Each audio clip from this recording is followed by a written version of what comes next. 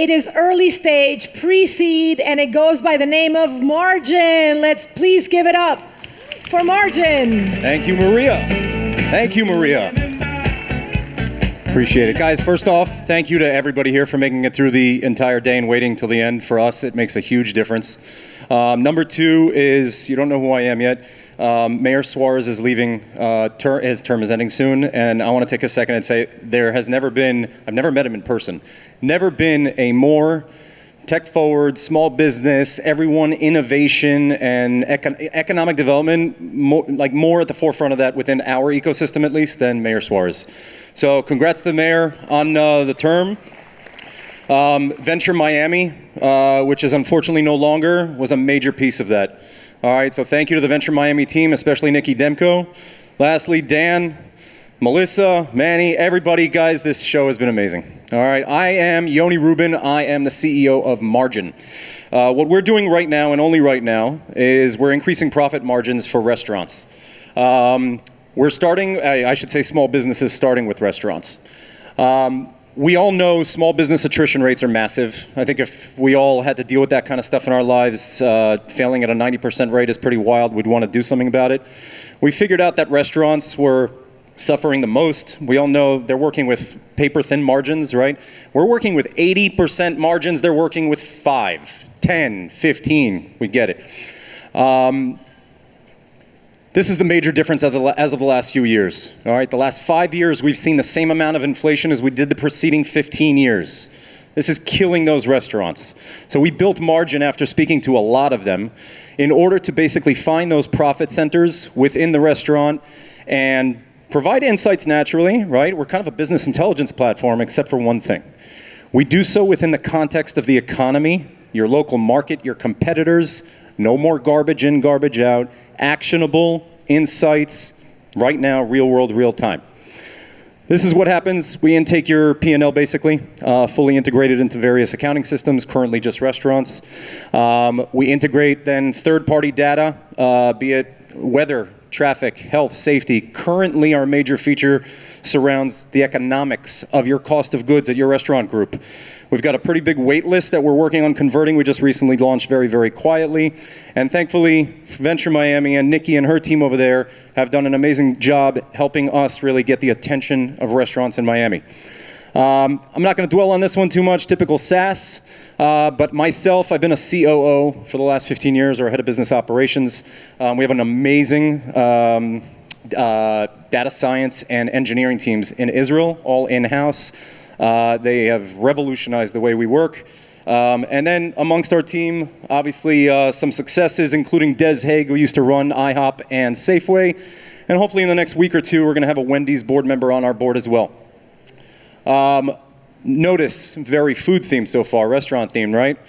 That's not the big picture. The big picture is our underlying patent pending technology. The technology itself is the end all be all of business intelligence. All right, this is going to apply eventually to retail, working our way through small business, mid-market, upstream, and so on. And the idea is to do away with Power BI, Tableau, Sisense, all these things. When was the last time anybody here, raise your hand honestly, you made a decision based on a graph? No.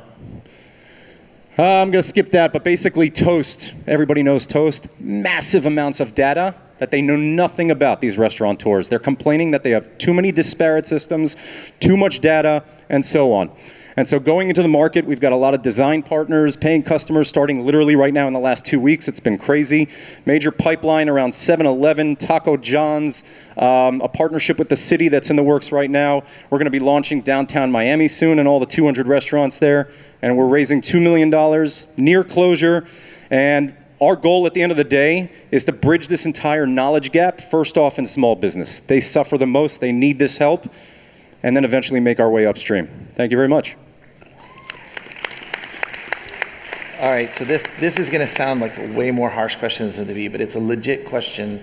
I do software as well. I think the future is most developers are out of a job in the next 3 to 5 years.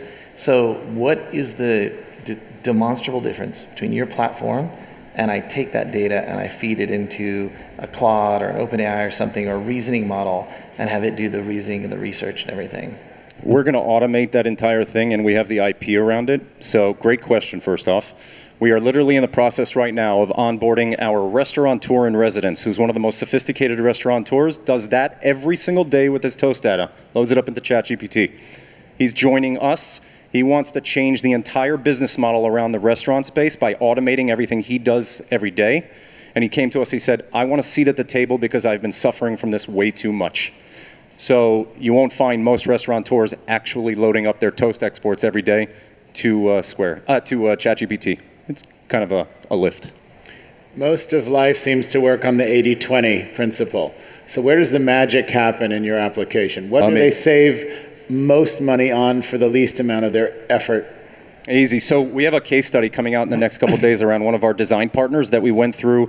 We applied our algorithm to their entire menu. So initially cost of goods, we figured out everything, and we made recommendations around what to remove, what to add, seasonality, everything you can possibly imagine. And we were going to save them 40, and get this, we did an analysis, and we don't even have to talk to them to do this analysis, by the way. I can walk into a restaurant and do this in advance. It gets more accurate when I walk in. But we did it for them. Maybe, I think we tackled 3 or 4 items on their menu. It was going to save them $4,500 a year per location, and that was only about a quarter of their menu, or maybe less. So all in all, a couple tens of thousands of dollars per location, and that was only our cost of goods use case. We have other features coming out around labor costs, weather effects on the restaurant, eventually the small business, and so on. So this is mostly focused on reduction of costs. Like, do you do anything at all for, here's an opportunity because you're selling your drink for $4 less than the restaurant next door? Nailed it. So we're adding KPI benchmarking as well as competitive analysis and intel, right? So you're going to find out on a micro and macro level, hyper local and so on, what other people are doing so you can compete accordingly. Eventually we're going to also suggest vendor pricing, for example, distribution, which is being digitized right now in the restaurant space. We want to know how much the guy around the corner is paying for his cucumbers, and we want to pay just as little, right? All of that is coming entirely. We're just going down the line of, call it APIs and data sources at the end of the day. And I'll add also, you know what, I'll skip it for now and I'll tell you about it after. I'm going to ask what I think you're going to say. Go for it. What about the pricing side? How about revenue optimization? That's the whole premise. All right, we started on the premise of financial modeling. I had pain points around financial modeling, being a head of business operations, particularly in the tech space, but I've spent, you know, I believe it's a rite of passage to serve tables at restaurants. So I was working on these financial models, and I asked myself, we've had Carta forever around cap table management. Why don't we not have the same thing for financial modeling? Throughout our beta programs, getting to product market fit, which we'll get to eventually, but learning and understanding, speaking to the audience, being obsessed with their problem, which I didn't understand, by the way, until I started actually doing it. That's what really led us into this problem. So the underlying technology, the underlying asset, I should say, is all about cash flow. Ultimately, it's going to be operational. Eventually, we want to get into insights about how does the real world affect your social media campaigns, your PR, you know, so on and so forth. So Go ahead, Jeff. most people don't realize that one of your biggest competitors, not you, everybody out here, is inertia. Correct. It's not another company. It's the fact that we've been running our restaurant this way for 10 years. What are the single biggest differences in my day? I own or I work at a restaurant. What am I going to be doing different to get the actual value out of this product? Different? You're not going to have to do a thing. So the entire premise of our platform solves that problem, which is don't lift a finger. All right, so our onboarding, we learned through the process. We had a very inundating onboarding process previously, spoke to potential customers. They told us exactly what you just did. We said we have to come 100% to their doorstep. Small businesses, a little less sophisticated in terms of business, maybe language barriers, 100% to their doorstep. And that's what we're doing, and that's what product-led growth is all about. So they onboard, they no longer have to do anything with onboarding. It's literally a click. We're already SSO'd into QuickBooks, Restaurant 365, Square, Stripe. In fact, one of our competitors, in theory, is XtraChef, that was acquired by Toast. The founder of XtraChef is now going to be partnering up with us through his new role at Square. And people are leaving XtraChef pretty quickly, by the way. Unfortunately, we've run out of time, so I have to keep everybody in check. Yep, we're Thank you, out of time. Miami, guys. Thank you so much. You did amazing. Thank you so much. Appreciate it.